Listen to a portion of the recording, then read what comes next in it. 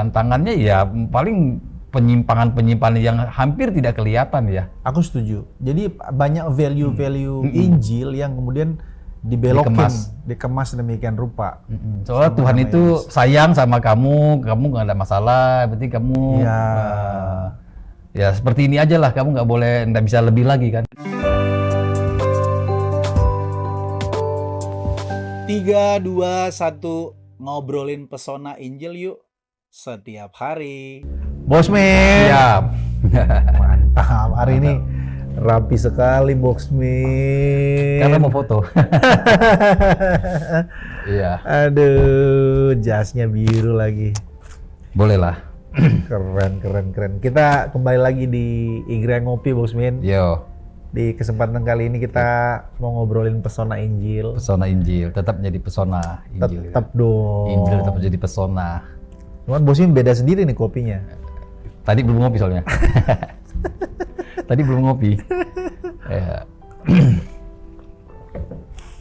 Aku mau ngajak Bosmin mau ngobrolin tentang seputar pelayanan.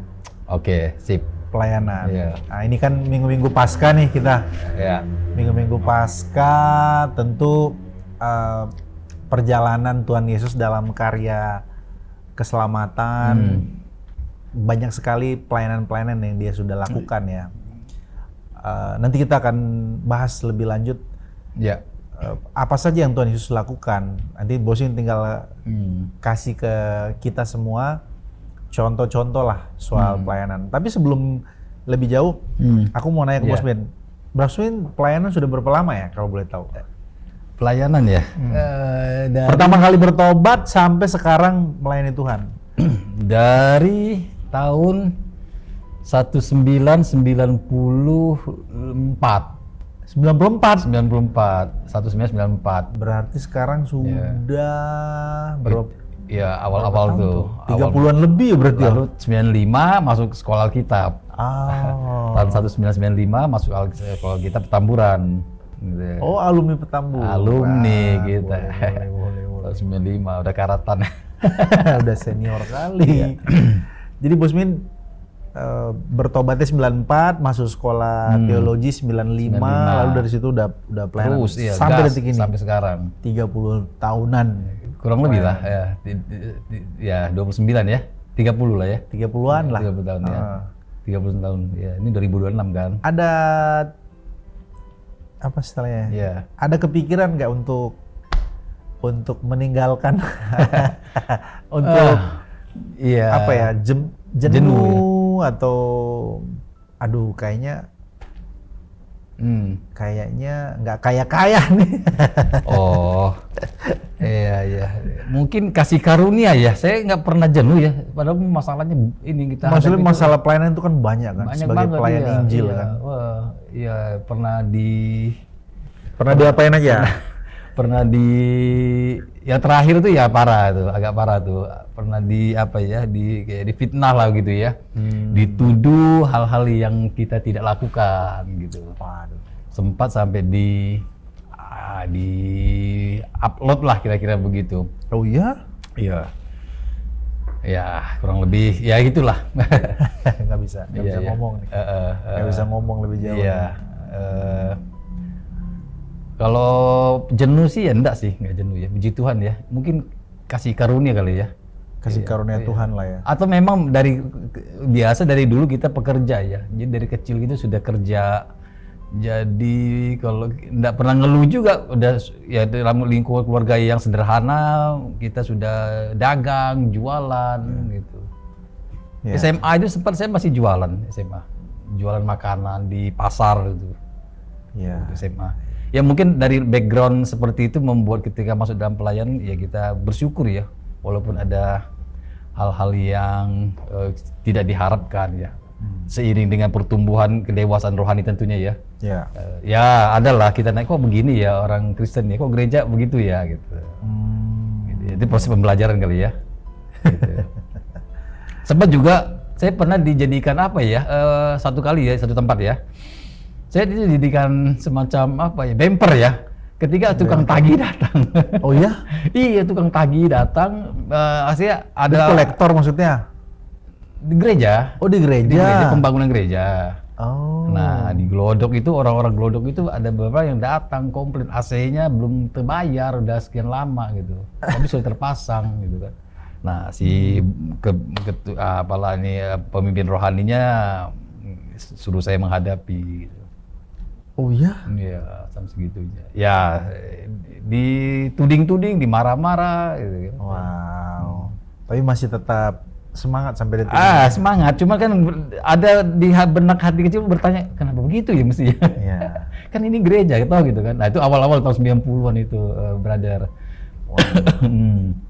Tentu ya kalau kita mau Iya. kulik lebih jauh, lebih dalam, banyak lah ya Iya. cerita tentang pelayanan. Banyak Banyak banget.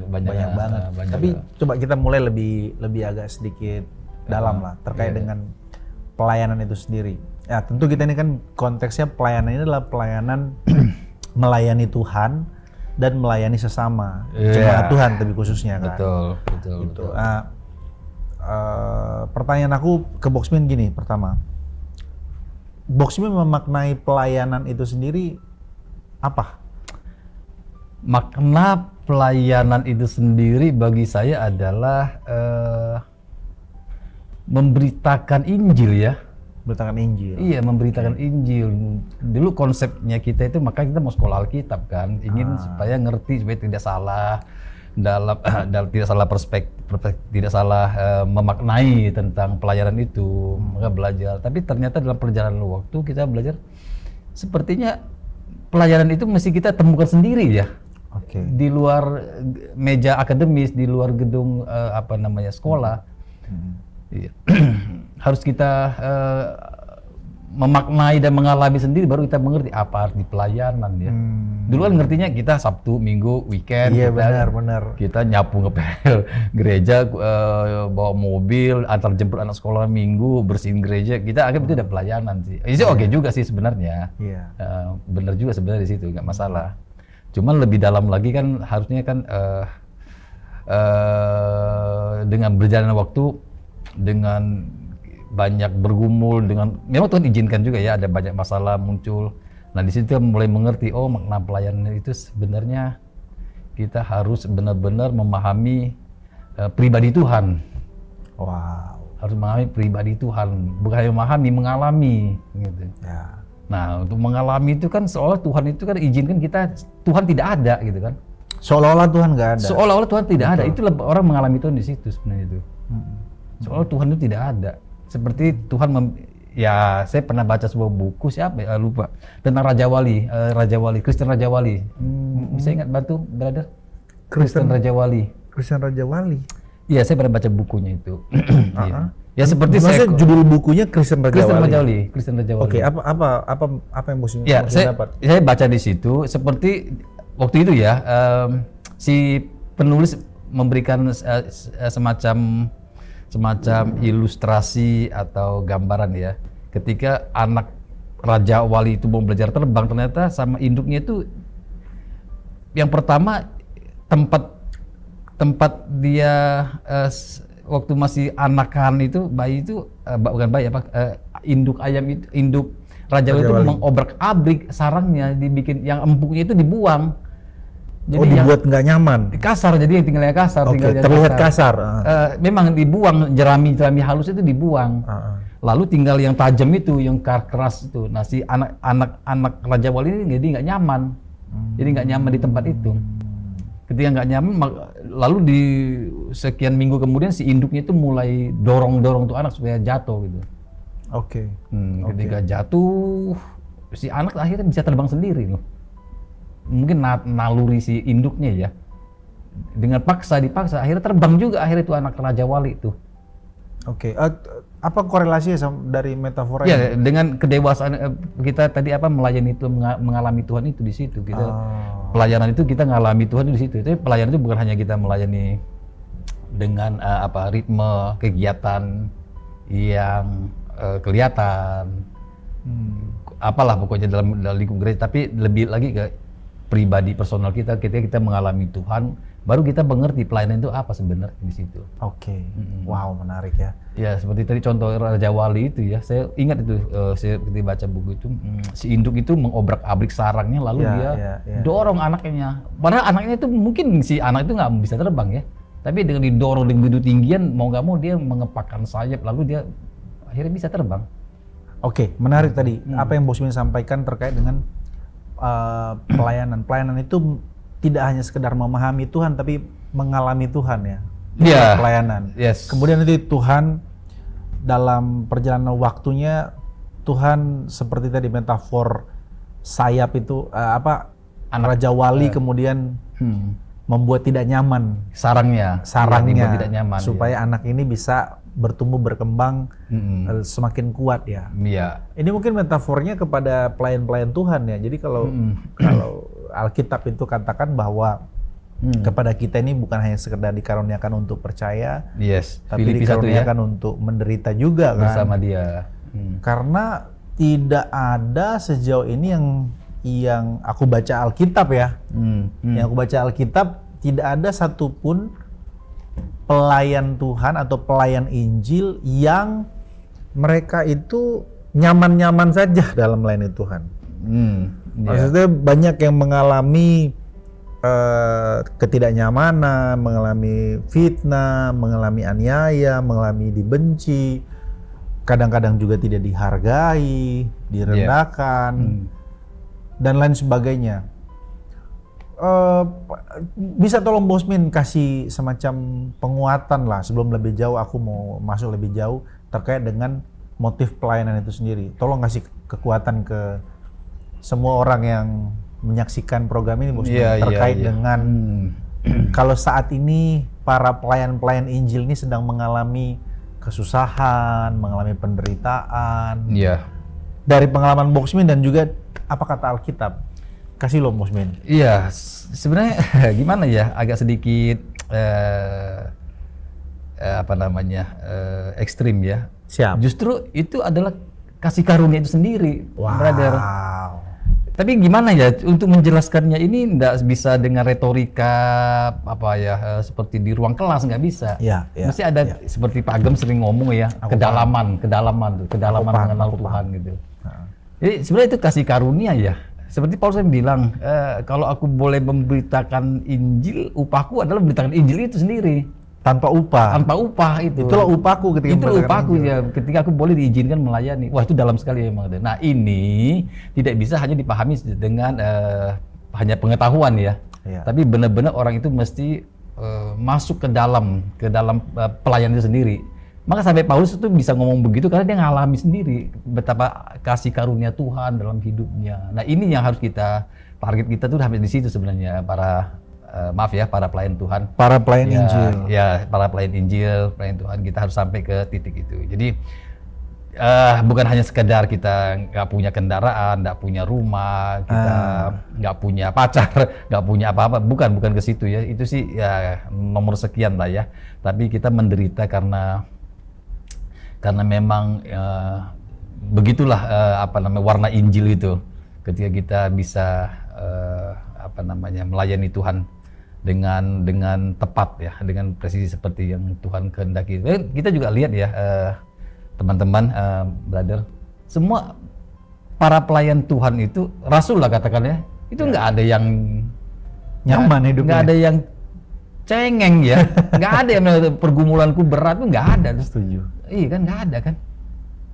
Iya. Awal-awal ya memang belum ngerti kali ya, misalnya contoh Pak Petrus lah ya. Kami dapat apa? Kami telah meninggalkan. Iya, meninggalkan semuanya. Waktu ya itu kan karena konteksnya siapa namanya itu ada orang muda kaya yang. Iya, orang muda kaya betul. Yang hatinya sedih meninggalkan Yesus karena hartanya banyak. Lalu Petrus kan bertanya, lah kami ini telah meninggal segala sesuatu loh, guru. Seolah tuh Tuhan Yesus nggak paham, seolah Tuhan Yesus tidak paham bahwa Petrus telah meninggal segala sesuatu. Nah, ya, memang dalam kadar seperti awal-awal kita pelayanan lah ya, aku ini telah meninggal segala sesuatu nih. Dapat apa nih kita nih kan gitu. Apa untungnya melayani Tuhan nih ya kan? Gitu. Tapi memang ya Tuhan sabar ya. Tuhan waktu jawab Petrus sabar sekali, yang sabar Tuhan luar biasa sabarnya gitu.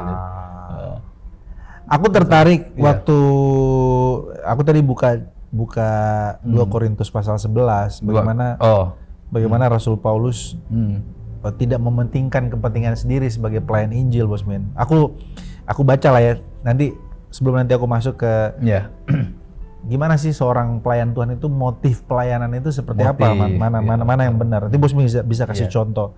2 Korintus pasal 11 ayat 23. Apakah mereka pelayan Kristus? Jadi si Paulus sedang kan di Paulus ini kan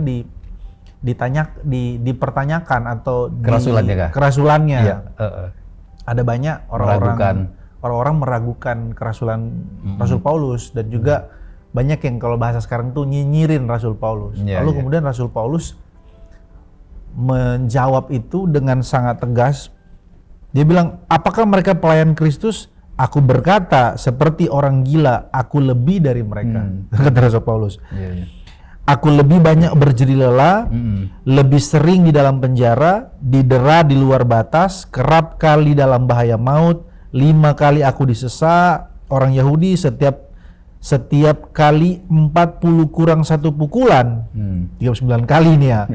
3 kali aku didera, 1 kali aku dilempari batu, 3 kali mengalami karam kapal. Dicatat sama dia ya? Dicatat. Diingat sama dia ya? Sehari semalam aku terkatung-katung di tengah laut. Dalam perjalanan aku sering diancam bahaya banjir, bahaya penyamun, bahaya pihak-pihak orang Yahudi, bahaya dari pihak-pihak orang bukan Yahudi, bahaya di kota, bahaya di padang gurun, bahaya di tengah laut, bahaya dari pihak-pihak saudara palsu. Aku banyak berjeli lelah dan bekerja berat. Kerap kali aku tidak tidur, aku lapar, aku dahaga, kerap kali aku berpuasa, kedinginan, tanpa pakaian, dan dengan tidak menyebut banyak hal lain lagi, urusanku sehari-hari yaitu memelihara semua jemaat. Jadi, jika ada orang yang merasa lemah, tidakkah aku turut merasa lemah? Jika ada orang yang tersandung, tidakkah hatiku hancur oleh duka cita? Jika aku harus bermegah, maka aku akan bermegah atas kelemahanku, yaitu Allah Bapa dari Yesus Tuhan kita yang terpuji sampai selama-lamanya tahu bahwa aku tidak berdusta. Jadi di Damsyik, wali negeri Raya Aretas menyuruh mengawal kota-kota orang Damsyik untuk menangkap aku, tetapi dalam sebuah keranjang aku diturunkan dari sebuah tingkap keluar tembok kota, dan dengan demikian aku terluput dari tangannya. Aku setiap kali melayani ya, setiap kali aku merasa ada semacam galau atau merasa situasi-situasi cemas, gelisah, khawatir, atau merasa kok aku tidak dihargai, kok aku merasa kesepian, kok aku merasa tidak nyaman. Setiap kali aku merasa perasaan-perasaan dan pikiran-pikiran aku yang seolah-olah mau mengeluh dengan pelayanan, aku langsung ingat teks ini. Langsung semangat lagi. Nggak ada apa-apanya kita dengan Rasul Paulus. Apalagi dengan dibandingkan dengan rasul-rasul, dibandingkan dengan para pelayan-pelayan Tuhan yang militan, yang radikal dalam melayani Tuhan gitu.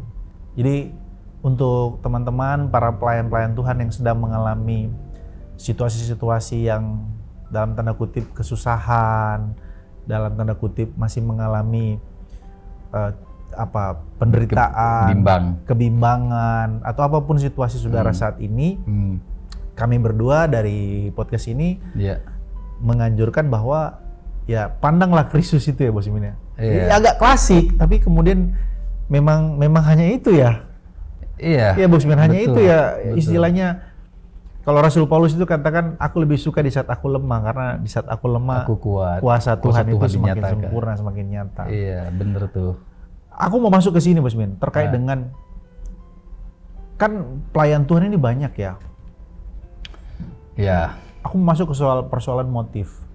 Nah, itu. Motif melayani Tuhan, adakah Bos Min bisa kasih contoh yang betul-betul tulus gitu Bos Min? Karena ada banyak juga yang bulus-bulus ini melayani Tuhan. Kasih Bos Min, pandangan Bos Min. Ya, jadi sebenarnya kalau sekali lagi ya, orang kalau bisa tampil melayani Tuhan itu, waduh itu kasih karunia. itu udah hebat sekali tuh. Ya. Itu kesempatan yang tidak boleh disia-siakan. Ya. Lepas daripada apapun masalah yang kita hadapi itu biasa sebenarnya, itu standar ya. Ya. Jadi Paulus tulis seperti tadi itu dalam 2 Korintus itu bukan karena dia ingin mencoba menunjukkan siapa dirinya kehebatan, Iya. bukan. Itu hanya ketulusan, kan kita bisa tahu narasinya toh. Iya. Itu ketulusan seorang rasul yang mencoba menceritakan bahwa dia itu bukan dia minta dihargai, bukan. Tapi memang itu ketulusan dari Rasul Paulus besar itu, yang apa yang dia alami, dan bagi dia itu standar gitu. Nggak ada sesuatu yang perlu di wow gitu, bukan wow itu nggak perlu di wow, itu biasa. Wow, itu Mr. Mario lah. Ya itu hanya milik Pak Mario. Wow. Ya tapi maksudnya apapun kondisinya itu hal yang ya standar dalam standar. Nah ini agak sulit ya kita. Tapi kalau zaman sekarang kita lihat pelayan-pelayan itu kalau ya apalagi masuk teologi yang sebenarnya ya gimana ya, yang tidak sesuai dengan apa yang kita lihat, kita alami, agak sulit ya untuk masuk ke situ ya, karena kan pengaruhnya orang justru melayani yang diharapkan adalah bagaimana bisa menyelenggarakan sebuah kehidupan yang ideal dengan fasilitas-fasilitas ideal, dengan aksesoris yang tidak mau kalah dengan yang lain kan, gitu. Itu sudah mungkin harus kita waspadai itu, brother. Dengan ya apalagi kita ada di dunia milenial, dunia postmodern ya. Post-truth sekarang. Ya, ada post-truth itu ya. Mungkin perlu kita back to the Bible. Back to the Bible. Nice. Kita harus waspadai. Kita lihat spiritnya dari Injil itu sendiri ya, Bosmin, ya, bukan dari spirit. Karena kalau kita lihat sekarang banyak juga bergeser paradigma tentang pelayanan itu. Orang kemudian pelayanan itu ini oknum ya. Pelayanan itu lebih kepada motif atau niatnya itu lebih kepada mencari untung. Atau menunjukkan performanya untuk pelayanan. Kira-kira Bosmin ada nggak contoh di Alkitab? Bosmin bisa elaborate lebih jauh. Ya karena mungkin bisa aja yang pertama karena dia tidak memahami apa itu pelayanan kan. Jadi dia pikir, karena mungkin dasarnya juga karena dari lingkungan kita kita terlahir di gereja yang sudah serba tersedia ya, gereja yang sudah mapan misalkan begitu. Lalu kita hanya pemahamannya ya hanya sebatas disitulah pelayanan itu kan. Ketika kita mengalami hal-hal yang kita tidak inginkan, Tuhan izinkan hal-hal yang ya mungkin sulit ya bagi si akunya ini untuk menerima, itu dianggap bukan bagian proses, itu mungkin harus ada penyelesaian yang harus ditempuh dengan cara-cara tertentu supaya terhindar dari masalah-masalah yang ada gitu kan. Jadi maksud saya adalah gini, tergantung dari latar belakang si pekerja atau pelayan itu sendiri ya. Kalau memang dia itu motifnya memang ingin mengabdi, melayani, pasti dia ngerti, pasti dia akan dipimpin oleh Tuhan lah, kira-kira begitu pasti ya. Roh Kudus tolong ya. Iya, memberikan hikmat, memberikan kebijaksanaan, bagaimana cara dia bersikap, bagaimana hal-hal sepele, hal kecil, bagaimana dia melayani Tuhan, bagaimana tujuannya apa, dia ngerti tujuannya. Aku khotbah ini untuk apa, aku memberitakan Injil ini untuk apa, aku melayani ini untuk apa gitu. Jadi jangan-jangan kita juga bisa kehilangan arah nih, kita sendiri bisa kehilangan, karena di dunia kita hari ini kan tantangannya apa sih? Nggak ada kan, nggak ada tantangan. Iya kita. Ya, dibanding rasul-rasul zaman dulu ya. Iya, kita tantangannya apa sekarang? Iya, kita paling malah... ya nggak ada kan, nggak ada tantangannya. Ya mungkin ya pasti tetap adalah tantangan yang kalau di kota-kota besar mungkin apa ya tantangannya ya? Ya mungkin pengaruh-pengaruh dari sosmed atau dari value-value dunia. Kalau di daerah kan tantangannya masih banyak. Kelihatan juga. ya, mungkin tantangan sekali lebih berat sebenarnya, brother. Karena tantangannya udah kelihatan. Itu motivasi dibelokin gitu.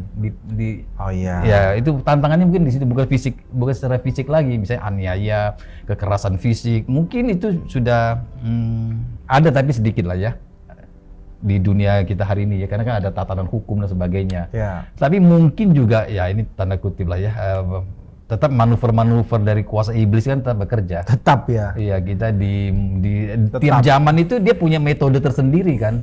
Iya. Tiap zaman, tiap hari dia punya cara sendiri untuk menyesatkan sebanyak mungkin anak-anak Tuhan. Gitu. Nice. Tantangannya ya paling penyimpangan-penyimpangan yang hampir tidak kelihatan ya. Aku setuju. Jadi banyak value-value Injil yang kemudian dibelokin, dikemas demikian rupa. Soalnya Sama Tuhan nama itu Yesus. sayang sama kamu nggak ada masalah, berarti kamu Iya. ya seperti ini aja lah, kamu nggak bisa lebih lagi kan, nggak ada ini. Paham. Oke, kita lanjut lain waktu Busmin. Oh oke, siap. Kayaknya pembahasan ini harus lebih Luas ya, jauh, iya. lebih luas terkait dengan motif pelayanan. Kita jumpa di Oke. apa namanya ngobrol pesona Injil selanjutnya. Siap. Kayaknya aku harus lebih jauh nih menanyakan ke Bosmin terkait dengan motif pelayanan lebih banyak lagi. See you, God bless, Tuhan berkati. Tuhan berkati. Mantap.